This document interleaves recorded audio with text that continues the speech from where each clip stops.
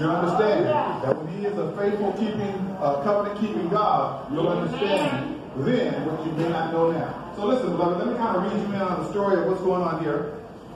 So this is the story that you may have read and may have heard years ago, maybe even growing up in Sunday school. Who knows? You probably heard the story of Noah and the ark. And it might have sounded like an interesting story to you. And it may just seem, maybe you even think that that's about the amount of it. Well, I have to kind of explain some things to you that I pray and I hope that you listen and observe and maybe it even makes sense.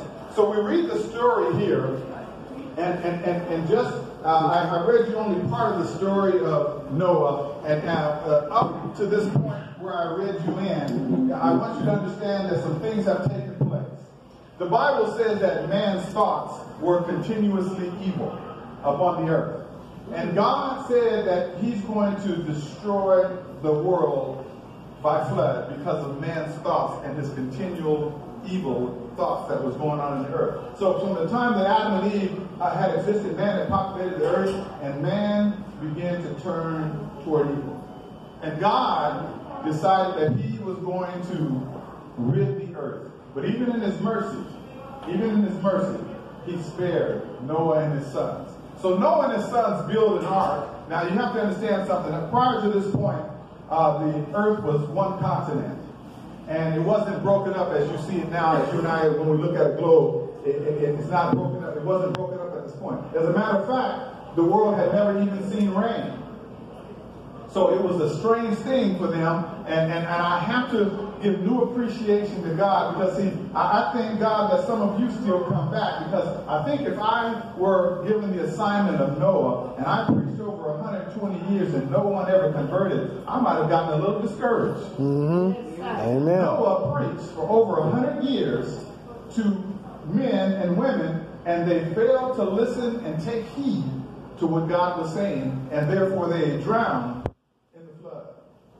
Now, that needs to be something that you and I need to maybe think about and ponder on, because even now, and don't ask me why, but God said that he decided, now the reason why this foolish man is standing before you, because God says that he will use the foolishness of preaching to convert the world. So I got to tell you, I'm a foolish man, but I believe what he says, and I know that it sounds like foolishness to many people, but I can't let that stop me, because that's not my instruction. My instruction is to preach, and I think Isaiah had a similar experience, because Isaiah asked the question, God, well, how long should I preach?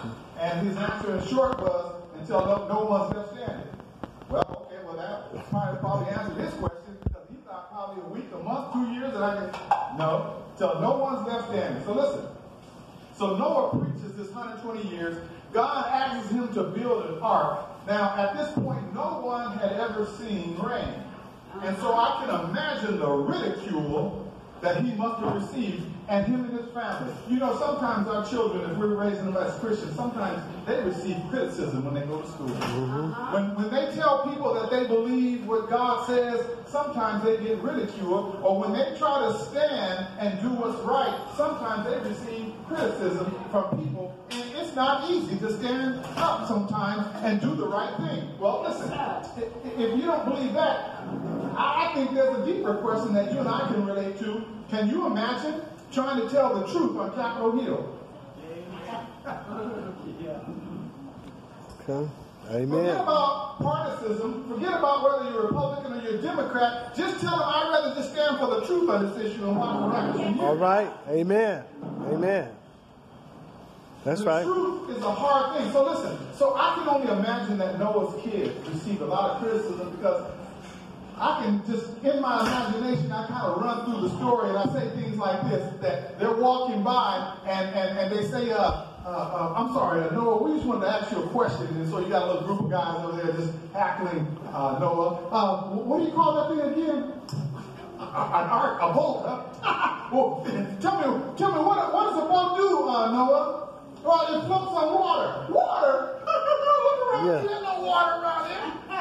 And laughing over 100 years. Yeah.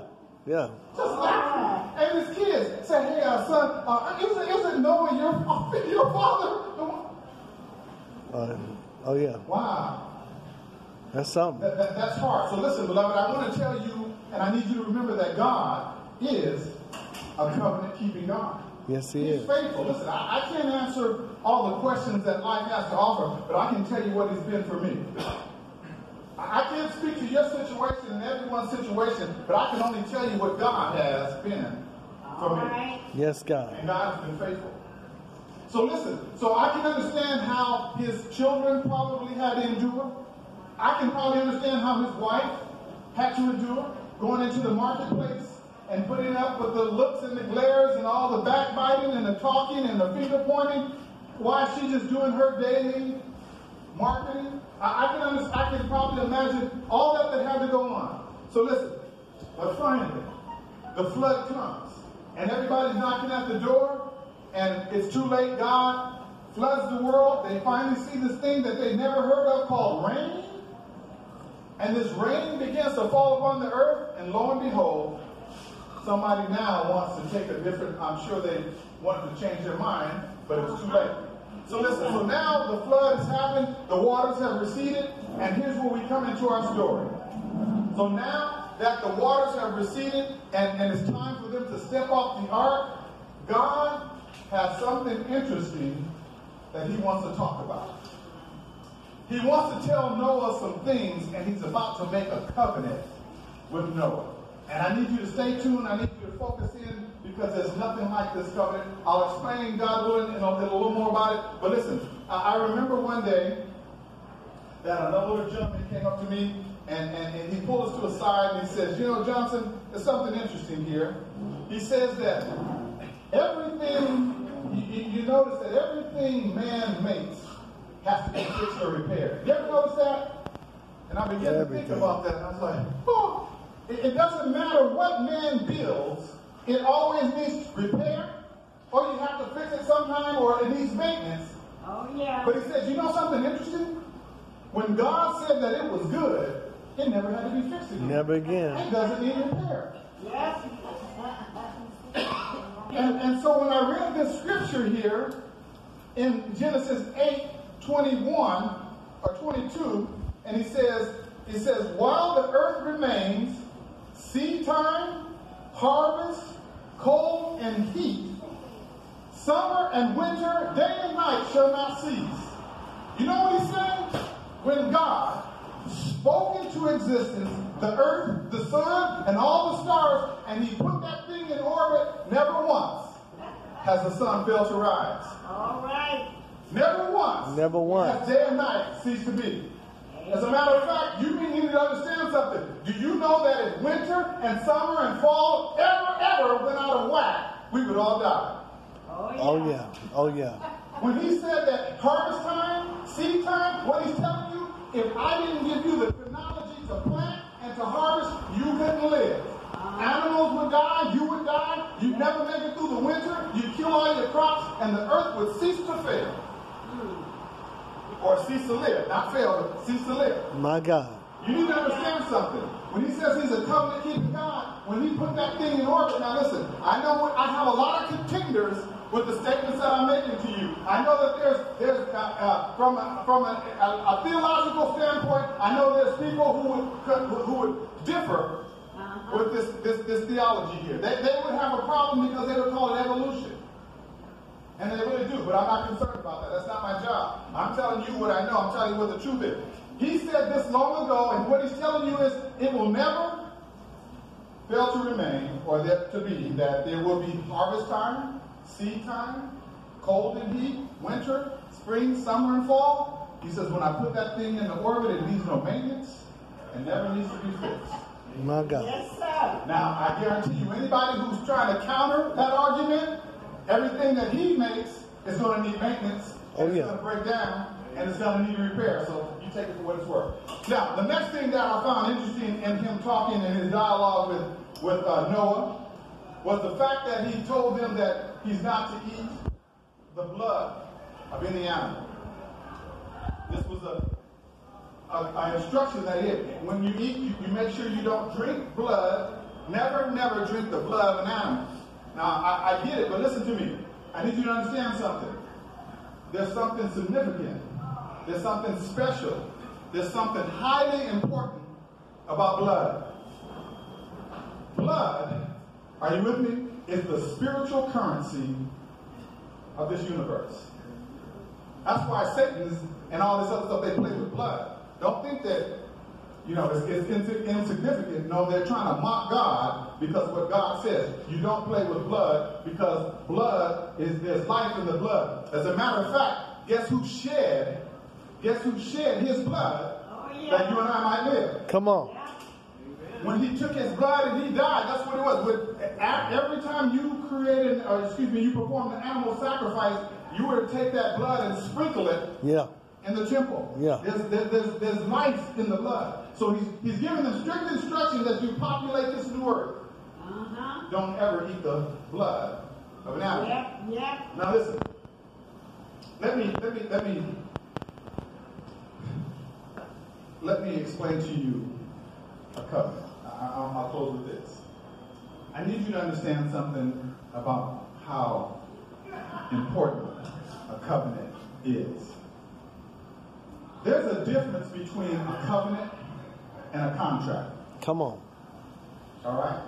There's a difference between a covenant and a contract. Listen to me, beloved. For one, a contract seeks to put all the liability on you. What is liability? Liability is to put as much burden on you than on the person who's writing the contract. For instance, if you go buy a car, that dealer, that automotive person is going to put as much liability on you as possible. In other words, if you fail to make a payment on time, I'm going to charge you interest. If you break any agreement, a part of this contract, then I can take the car back and you lose whatever you paid into it. Oh, yes. A contract also requires that you make a deposit. Because they want some of the money back in case you fail to keep this contract. Do you understand that? Do you understand that? Listen, a contract, lastly, and there's more, but think about this. A contract writes things in fine print, small print. Yeah. Now, why would you write anything in small print? Let me ask you a question. To confuse If you were going to make a contract with your son and your daughter, would you ever put small print in there? No. Why would you do that? Why would you put small print in a contract if that's your son and your daughter and you love them? Come on. If you love them. I get it. Sometimes we can have some kind of bent relationships, but I'm talking about in a healthy relationship, what father or mother would put fine print in a contract for their child? Nobody I know. Let me tell you the difference of a covenant. In a covenant that God wants to give you and I, the difference between a contract and a covenant is that in a covenant, God bears more liability than you. God is willing to take more liability than you. God is willing to take more responsibility in keeping of this covenant than you. The other thing is that God, in a covenant, God puts down the deposit, not you. When Jesus says that this is my body, which is shed and broken for you, this is my blood, which is shed for you, he's already put down his deposit. Yes. What did you put down? The difference is in a covenant, he says, Noah, I want to enter into a covenant with you. My promise is that every time you see that rainbow, I will never destroy this world by flood again. Up until that point, remember, they had never seen rain. Right. They didn't know. So when he made this covenant with them, now when we look at the rainbow, it's God's covenant. And he is going to be the bearer to see you through. My God. To see Noah. He takes more responsibility in making sure that this flood of the world never happens again. Let me kind of turn it up a little bit. Listen, when Jesus Christ died on the cross to shed his blood for the salvation of the world, he bears more responsibility to bring you through than you do. Come on. The Bible says in Romans chapter 3, there's none who ever seeks after God. Not even one. All like sheep have gone astray. Not even one comes looking for God. Well, you know what the beauty of Christianity is? It's about a Savior Come on. who came looking for you. Yes, yes. You weren't thinking about God. Who do you think you are? I sure was. Don't fool yourself in thinking that you, in your own creativeness and your own wisdom, you decided one day I'm going to look up and I'm going to go look for God. He says no one has done that. That's right. As a matter of fact, he came looking for you. If you're a believer, he came looking for you. Yes, sir. You personally. Not only does he bear more responsibility in the covenant, not only did he put down the deposit, but he says that I will never, ever leave you nor forsake you. Yes, sir. Yes, God. He's put all the liability on himself. And if you don't know him, and if you are in question as to where you will spend your eternity, your eternal destination, I need to help you out with something. God has established a covenant